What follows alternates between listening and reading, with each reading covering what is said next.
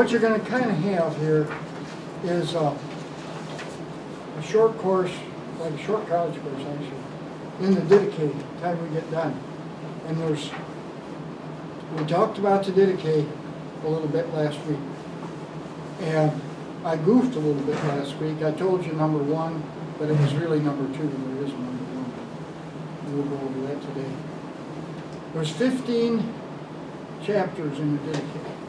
So kind of my intent is to do a chapter a week. Okay. However, if we don't get done, we don't get done. I mean, you know how we get There may be going discussion. off in different directions. And one of the things we're going to learn, which we talked about briefly 4 or 5 weeks ago, was the difference between a Gentile and a Jew. That a Gentile is really a pagan. And they live the pagan life. Mm. And then the Jewish life, which Jesus taught to the Jews. He didn't teach really very much, except for when he went to Decapolis. Then he spoke to the Gentiles. Mm. But other than that, he always spoke to the Jews, and at least 11 of the apostles were Galilean Jews. Mhm. I don't know about Judas. I heard he wasn't Galilean, and I don't know if he was Jew, and I didn't chase that puppy, so, Really? yeah. So, I don't really know on that one. Yeah. I mean, I guess I could study it, but it's like the last couple of weeks, this is funny. I just got wiped out, and I'd sit there with a stack of books, and I just couldn't read more than 10 minutes, 15 minutes, and Yeah. I couldn't study, I couldn't focus, so Right. it kind of all went by the wayside. But what my plan is to teach the Didache. Mhm.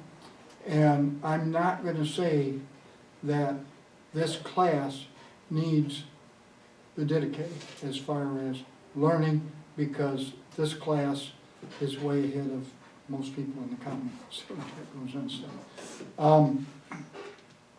However, as I brought up last week, the Didache was written by the apostles to be a uniform teaching thing. Mhm. Now, like Sunday school that's a 20th century or 19th century, whatever you call Right. it, thing. It's not something that was done. Mhm. And the Didache was not written for the Jews. It was written for the Gentiles. Or- And so much stuff is like reverse. You got positive and negative. Okay, so the verse that says, I brought you out of the land of Egypt into, okay, how many people here are Jews? See, so you can say, okay, I'm a son of Christ. I am, makes me a brother of Moses, so, okay, and in that way, okay, brought me out. Right. But you gotta figure it out, and if you're talking to a pagan and converting a pagan, which America's trying to get back to paganism, how do you what's that mean and all that kind of stuff. Right. And this has a different slant on those words, and it says, it doesn't talk about being brought out of Egypt because the Gentiles were not brought out of Egypt. Right. So this is, what this is made for is not only to bring Gentiles into the way, teaching of Christ, the way. It's not only that, but it's to take them to the level of being disciples so that they can bring other Gentiles into the way. So I'm kind of presenting this, not saying that the people in this class need this as a training. However, it's good training material when talking to somebody else because of the words. So I picked up notebooks last night, and I got these papers. These are very nice. Huh? Thank you very much. Yeah, and I got a cover thing, but I can't find it, and I've seen it, and Pastor couldn't find it. But I know it's around. If not, I'll have to have it with me. But anyway, it'll slip in the front to be kind of covered. Oh, yeah. Yeah. Okay, let me go back a little bit. And So this is, because even Paul battled with this, did he not? yeah, and Paul used this too somewhat. Did he? Because Now- you had one church doing this, and you had one church doing that, and you had one church, so this is kind of This is bringing it what's together too. all brought together, and for the most part, all the apostles used it Right. because they all made it together to go out as a teacher. This is what we're going to teach. This is what they need to know. And then Paul's letters, Mhm. which his 10 letters, first 10 letters were actually the first ones circulated and became called Holy Scripture. But he used it and then wrote letters saying, you're falling off, Right. and because when they taught to the Jews, you didn't have to cover moral stuff because they had moral stuff from the time he was a baby up. Right. So this covers moral stuff where when Jesus talked to the Jews, it wasn't very much of the moral stuff, Mhm. and this has more of that in It was more that I'm here. it. Mm-hmm. This is me. So, and like I say, if we don't get done with one, like this first, chapter 1 has 6 parts. Okay. And if we go to the first thing, I have dedicate, how you spell it in English and then how you pronounce it. And what it is called in its own writing, what its own name is, the Lord's teaching to the 12 apostles for the Gentiles. And then I say to myself, 12 apostles, 11 apostles, or do you include Paul? I don't know.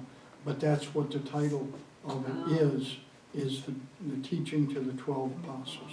Did Paul never consider himself an apostle, did he? Yes. Did he? Mhm. Okay. Yep, he did consider himself an apostle. Did the other apostles consider him an apostle? I'm sure they did. I wasn't there, so. But Okay. I'm pretty sure they did. Mhm. And there was a point in time, and I gotta find the verse, where they were disciples, and then Jesus said to them, you were disciples, and now you were apostles. And does everybody know what the word apostle means? Represented. Yeah, but there's more than that to it. Sent. Huh? Aren't you said if you're an apostle, you're sent? Yes. What apostle is, the word apostle comes from apostate or something like that in Greek.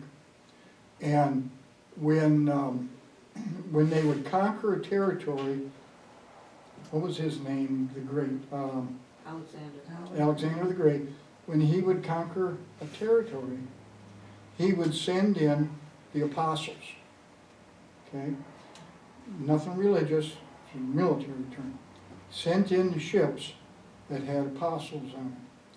And the apostles, they didn't come in to take over the territory, they came in to completely take over everything and change the culture. The culture.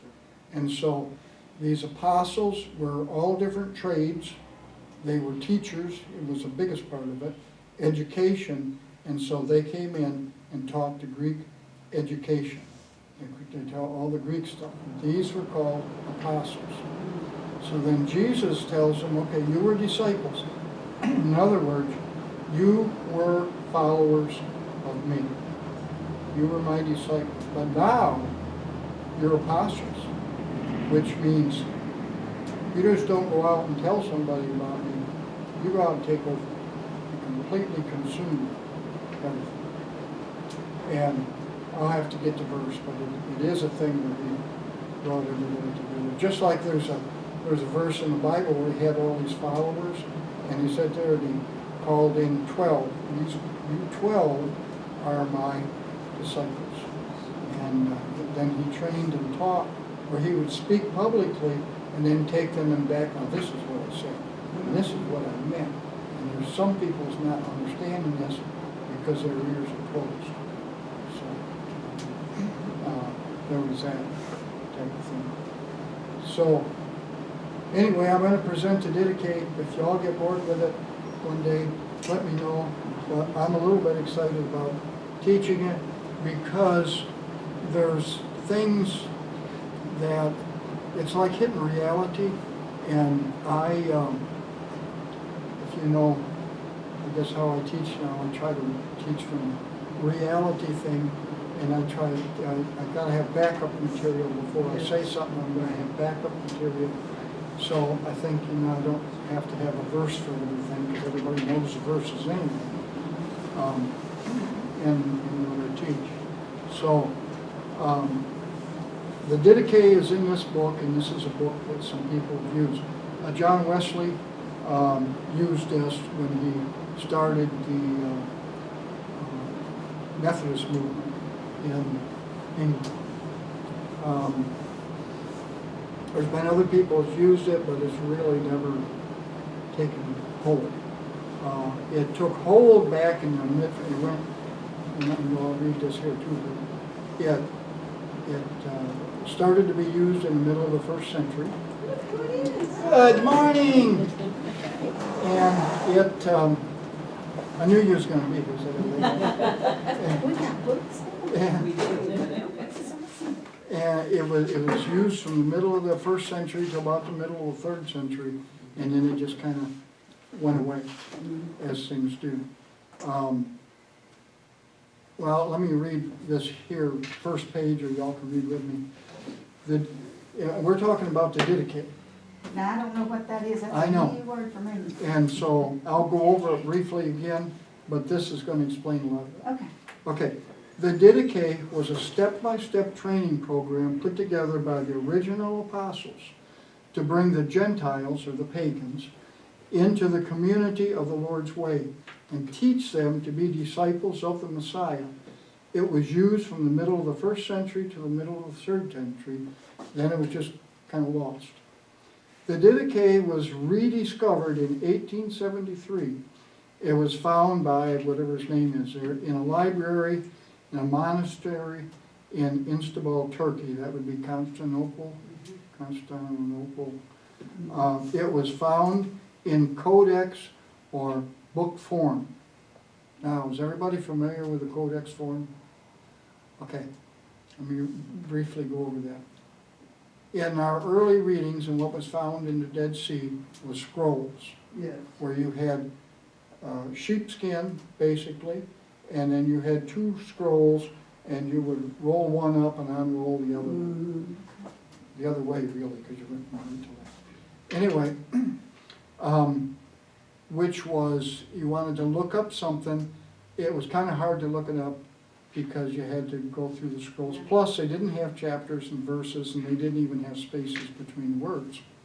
So then the next thing, which was found at about the same year in Egypt, was another library that they found where the books that were in there were old worn out books that was put in there to just go away, you know, to be, because they didn't feel they should burn them. And those books were, they called in codex form, C-O-D-E-X, in codex form. Okay, codex meant it was a bound book. Now, not like this kind of a bound book, close to it. It was pages that were bound together with thread. So you had it. Now, the advantage of codex form over the scroll form was that the scroll form, as we just talked about, but the codex form, you could flip through the pages and find the spot that you wanted to be, and it took up less room, and it was able to write on both sides. Sheepskin, you could only write on one side. And so there was two types of paper that was used. And one type lasted a long time and one type didn't. It would just kind of crumble after a few years. And I got the name of one of them here. But that's the difference between a codex form and a scroll, okay? And the codex form came later on, although it came way before the printing press did. Okay, now, the Didache was, yeah, I said, rediscovered in 1873. It was found by this monk in a library in a monastery in Constantinople. It was found in codex book form. The pages were made of parchment, and that's the paper that lasts the longest. In fact, when this was found, and most monasteries had a small library that was dark, and it was consisted of around 1,000 books, and this one happened to be in with a few other books kind of pressed together on a shelf that hadn't been touched.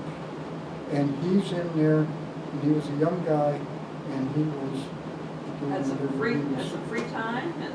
Yeah, he was doing whatever Yeah, one to do, and you know, that, get bored of this.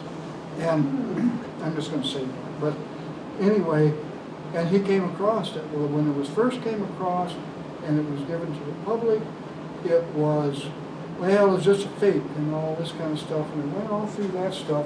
But the thing was, they found other pieces of this, fragments, and never found a full copy. That's the only full copy, but they found fragments that matched up to it, so they knew it was. Okay, this is the only complete copy that was ever found, although fragments of it had been found elsewhere.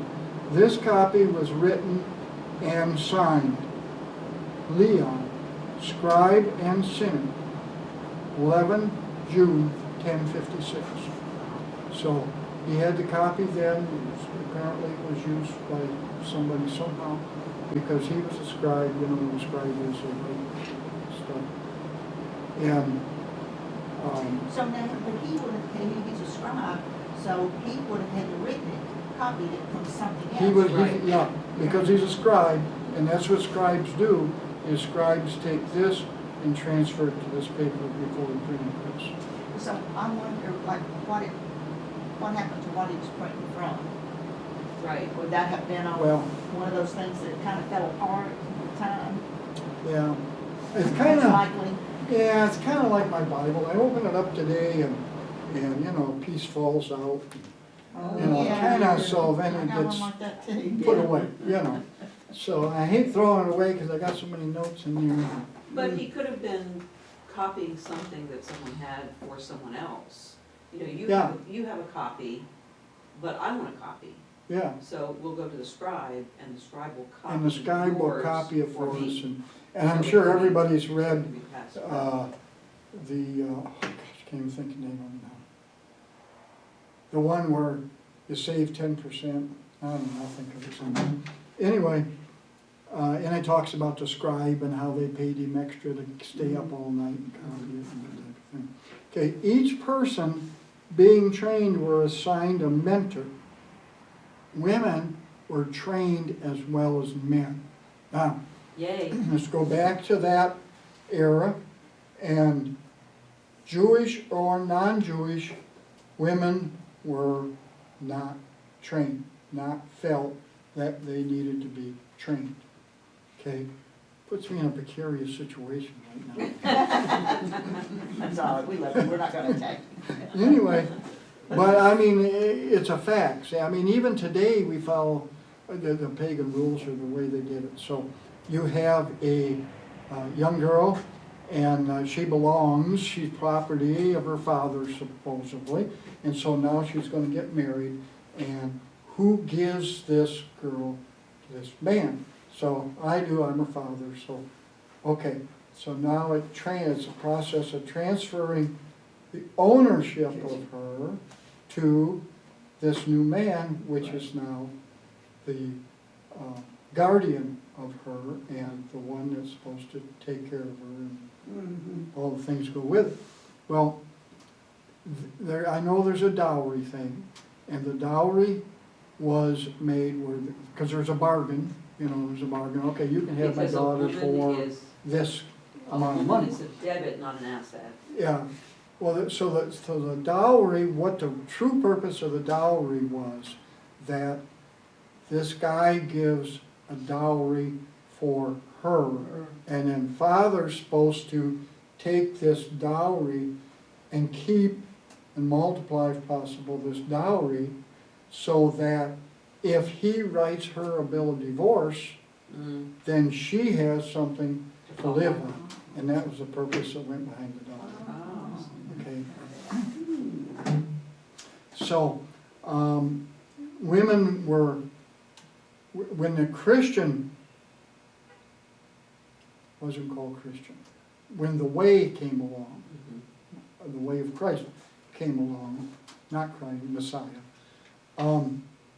then women were given value. So more women joined the Christian movement, the way, than what men did, because they were given value. They were treated as someone of value, where everybody was treated as a person of They value. have more to gain. Yeah, Women right. have a lot to gain. Yeah, exactly, exactly. The only difference was that men were given men mentors and women were given women mentors. They didn't cross lines on their part. Now, what we're talking about here is why, well, I said why, because first century, 3,000 a day or so would be added.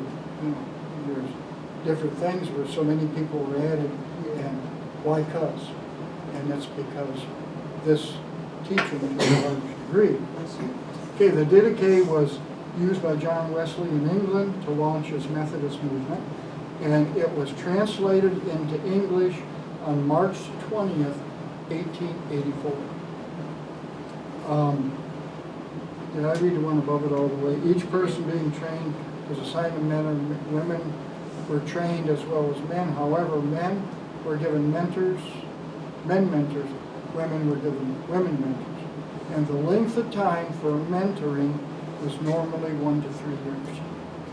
In other words, a lot would be to how eager that person was to learn and how fast to learn, kind of like that. The Didache is accredited for the tremendous growth of the church in the 1st and 2nd centuries, and some seminaries do offer courses in the Didache now.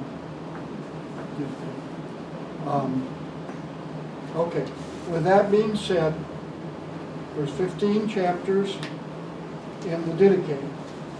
Well, it makes Yes. you wonder, this month, with time on his hands, he's going to the library, that's a process. And to date, it's the only one that's found complete. Complete, yeah. And yet you have monasteries tucked away. I mean, there's like St. George Monastery that's in the middle of the desert. We have hundreds of them, yeah. Yeah, you know, just these little monasteries with libraries like that, and Mhm. it can be anywhere from, 500 to 1,000 books. But how many of them have been offered? And when you think of the Vatican and what they have. Oh, I'm sure the in their- Vatican's got it if they know it or not. It's like, right, it's like, what do they have that they don't even know that they have? That's right. The Vatican is that, you ever been there? No, well, yeah, I have, but, Yeah, it's unreal, isn't it? yeah. But to read, to read books and to see movies that depict the Vatican library and what they have and what they store, Well, they got stuff that isn't even out where you can see it. yeah. And you Totally. have to have special permission To get there. to get access to it. Mm-hmm. So it's like, what do they have that they don't even know they have?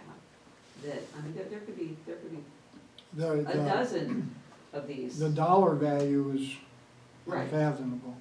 But just to think that there could be a dozen other copies of this tucked away, Tucked away that nobody's that found. nobody's found yet. It's not to be considered a book of the Bible, even though it was written by but if anything, it would be a thing that went along with An Acts. instruction, Yeah, but it's a teaching material, to be For- consistent. yeah. Mm-hmm. And it's, I don't know how to say, but it's not like the Bible is written in some nice terms that we talked about last week. And this kind of cuts to the chase. Really? In other words, like the part about brought you out of Egypt and all of that. And this just simply says, who made you? You know, and we'll get into that. So then what I have is, I have 2 items per page, so you can write notes if you'd like to write notes. You can write on the back, and you can do anything you want to do. But what I hope to do is every week that I'm here, which I'll be here next week, and the week after that, if traveling is still available, we're gonna go to Florida. We're not gonna have the conference, but we're going down to spend time with Angel. And by the way, Bishop talked with her, they had a conversation yesterday, and the thing when I called her last night, she was just so excited. And she said, the best day I had since August 11th or 8th, whatever day it was in. And she says, the thing that excites me so much wasn't that he moved his arms and his legs and talked. It was that he was thinking about what we were talking about. And so she was really, really excited. And they moved her to a hospital she's really thrilled with, up to Jacksonville. So all that is good. So now we're going to go to the Didache chapter 1, 1:1, which I told you last week we're working on 1:1. We was really working on 1:2. And I didn't have my copy. I'd give it to Pastor, but I had listened to the tape thing. Okay. So the first thing that is taught to a new recruit.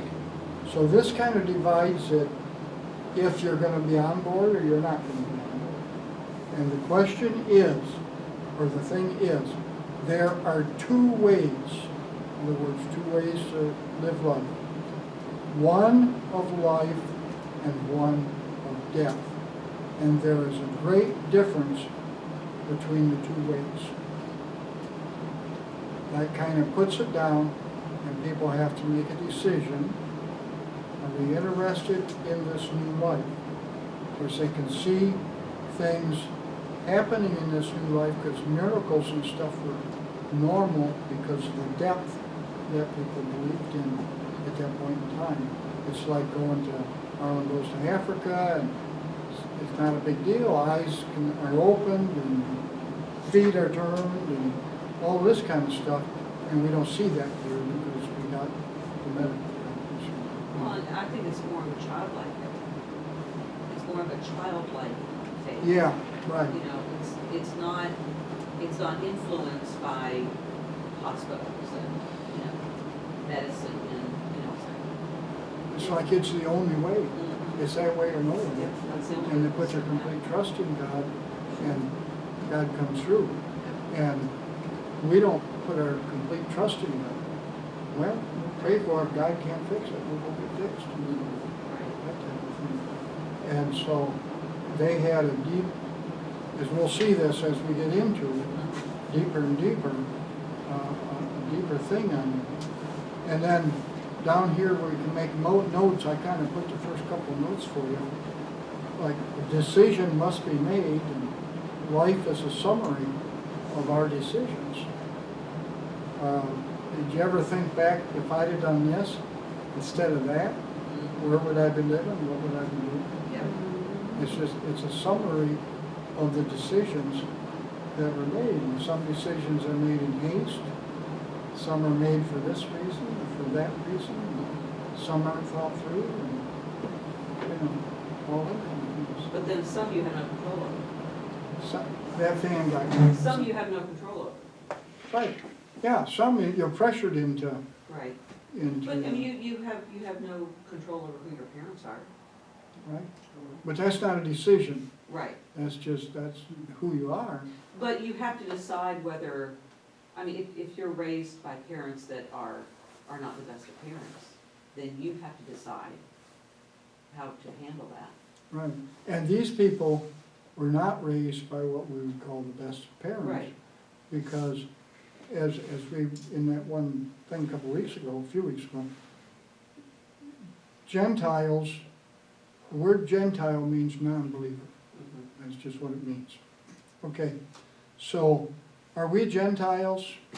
not really, but, you know, according to what tradition makes the word Gentile, you either have Jew or you have Gentile.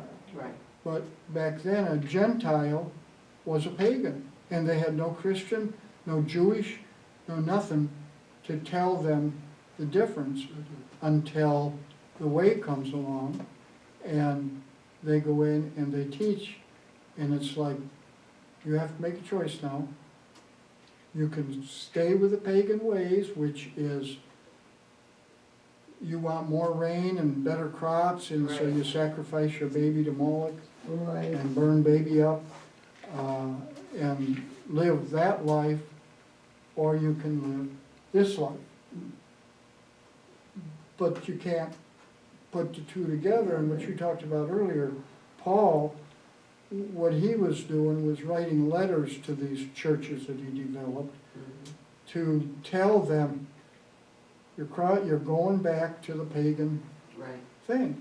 And we are in the United States, and if you tell a person, you know, Easter's a pagan holiday, you know, you got Resurrection Day and it's right by Easter, but it's not Easter. Easter is a pagan holiday, and Easter is the one that Tammuz was killed by a boar, and that's why we eat ham. And we follow these pagan ways, and we don't follow them to be anti-Christian. We follow them because it was what we were taught. Right, that's what we know. And that's what we come to believe. It goes back to the old story about the frying pan, and the woman's cooking a fish or something. She cuts the ham, I guess, cuts the end off and puts it in and cooks it. And her husband asks her why. I don't know, my mother used to do that. So, okay, we go ask Mom, why do you cut the, well, I don't know, my mother did that. So then they go to a family reunion and they ask Granny, why did you cut the end of the ham off when you cooked it? She says, because my pan was too small, it wouldn't fit in there. But tradition was followed all the time because that's what Mama did and this is what I was taught. And nobody said, why cuss? You know, and we have so much of that now. I mean, why do we have a Christmas tree? Well, Christmas tree is a pagan greenery that has ornaments for, why do we do that? You know, speaking of that, it's, to me, it's almost like now the Christmas tree doesn't, it was always a symbol, you know, of eternal life, of, you know, that Christ gives us. Evergreen. Yeah. But now, I mean, it's like, I've seen on Facebook where people are talking about, oh, I'm gonna leave my tree up all year, I'm just gonna change it with the holidays and stuff. And it's become more of a decoration than a symbol. So to me, it's almost like now, I don't know, I might replace my Christmas tree with a cross. Yeah. But this too, it says one of life and one of death. Well, think of the Christmas tree. You know, before there were artificial trees, you had to go and cut down a tree. I did that many times. But is that life or is that death? You're killing the True. tree for a symbol of eternal life. So it kind of like, wait a minute, it doesn't make Well, sense. I would say like on pagan stuff, it wasn't a whole lot about making sense. Right. It Yeah, was about right. It was the what they fervor, did. the Well, fervor of okay, And the so ritual. you take Santa Claus. Now, you've got kids totally totally feared of this jolly old guy dressed in red. And you follow it back to Moloch. Moloch was a red, fat, that you put the baby, and they heated it up red hot. They beat the drums so the father couldn't hear the baby scream, and you lay the baby in the arms of Moloch. Well, is that a natural instinct? To be afraid? You know. But so we put a little white on him, and we celebrate him as jolly old, because some guy whose name was Nicholas went and gave a lot of stuff away. And so there's a lot of, it's a mixing of the good with the bad. And I'm not saying If you put Christmas enough trees good are in it, it's supposed to be bad in okay. itself, but if you follow, you know, I mean, the kids this year, we haven't had a Christmas tree for years just because we haven't had a Christmas tree for years. But, so they're talking about, okay, well, you know, Christmas trees are, I said, go out back and get one. You know, well, what do you mean? I said, well, yeah, cedar trees back here, the green tree, go get it. So they go back and they cut down a tree and they bring it in and have a cedar tree. You know, cool, I mean, $30, $35, you know, I raised them at one point in time. Right, So. yeah. But it's But- just that we pull in some pagan ideas that we don't know Yeah. that they're pagan ideas that Yeah. we're pulling in. And like Halloween, I've got years and years and years, I don't know, I just can't. No. Okay. I like a fall festival, Right, yes. but, or Hallelujah Harvest, they call them, Mhm. but I don't know, I just don't. By the way, Jean decorates for different things, but not Halloween. Yeah, I don't use the Halloween stuff. Yeah, I mean, like she will fall set some stuff. pumpkins and stuff, but Right, not, pumpkins Yeah. and. you know, little, And leaves corn and and stuff stuff and like that, leaves. yeah, but not, and then we have that thing, most of the time, we really haven't had it in the last couple, 3 years, but out to the farm where we have everybody come over and we do a hay ride and I guess it poured with rain, we did have it this year, but it poured We with did. rain. Yeah. It was inside. And, but it's a fellowship thing, more in lieu of celebrating Halloween. Right, yeah. And it's more. But even that has been turned, you know, it was to remember your ancestors that had Yeah. passed away. And I mean, it's almost like the evil one has come in and commandeered all of this, Right, you know? and it is the evil one Mhm. coming in, doing this stuff. So, let me see if I can pull in It's some correct. discussion stuff here. It's correct. 2 ways, okay, well, I'm quite where I wanna be. Arlen is correct. Yeah, there's here, I think. Anyway, it's like, we're pulling this pagan stuff in without even knowing it. Right. And it's like Christmas. Well, pretty much now, over the last very few years, everybody knows Jesus wasn't born on December 25th. Mhm. Well, why is December 25th the day that we celebrate as Jesus' birth? Well, you go back to 315 or whatever, and Constantine, who was the head of the pagan religion, if you want to call it that, and who rewrote the calendar and everything, what he did was he put the day that they celebrated the birth of Tammuz